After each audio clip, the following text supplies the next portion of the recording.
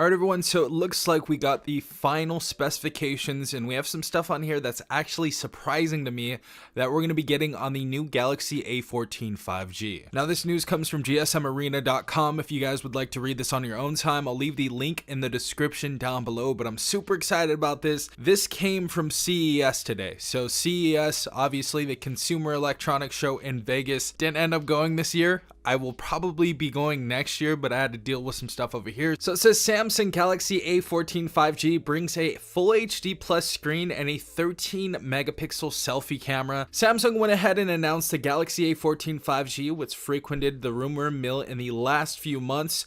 The phone is actually quite similar to its predecessor, the Galaxy A13 5G, but it finally makes the jump to full HD plus resolution and also gets an improved 13 megapixel selfie camera. So I believe last year we had an 8 megapixel selfie camera, so hopefully the software as well as the quality in this new A14 is a lot better. I'm really hoping they do something good with the software. Also, full HD display. So for a lot of people that got that 720p display and didn't really like it too much, I thought it was alright for the price tag. But if you guys didn't like that too much, we finally have a full HD display on a sub $200 phone or a $200 phone. We'll get into that right now. But it says the A14 5G comes with a 6.6 inch IPS LCD with full HD plus resolution and 90 Hz refresh rate, and these are all of the pictures, the final pictures of the A14 5G. So this is what it's going to look like. It looks like it's going to come in a few different colors and we'll talk about that right now, but it says the rest of the spec sheet is carried over from its predecessor with a MediaTek Dimensity 700 chipset, 4GB of RAM and 64GB of internal storage, which is expandable via micro SD card slot. So we are getting the SD card slot.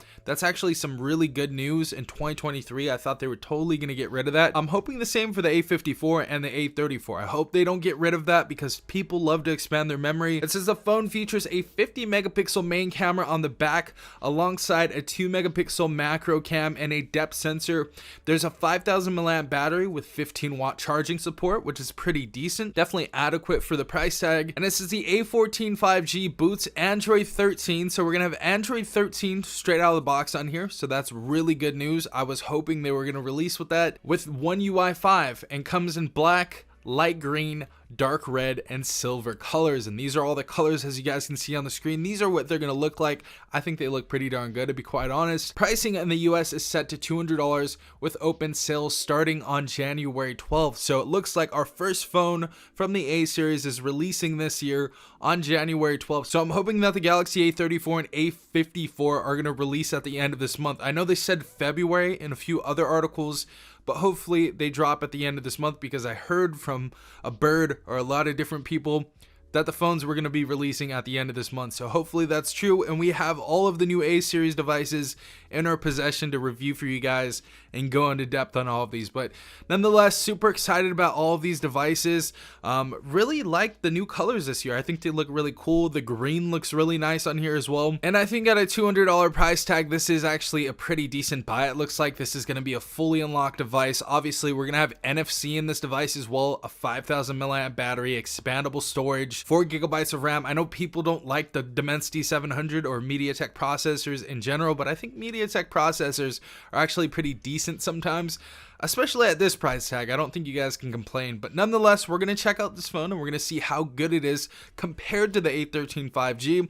But super excited. Let me know in the comment section down below what you guys think. Hopefully you have a great day. This has been Safon from TechRight. Peace out, Tech Gang.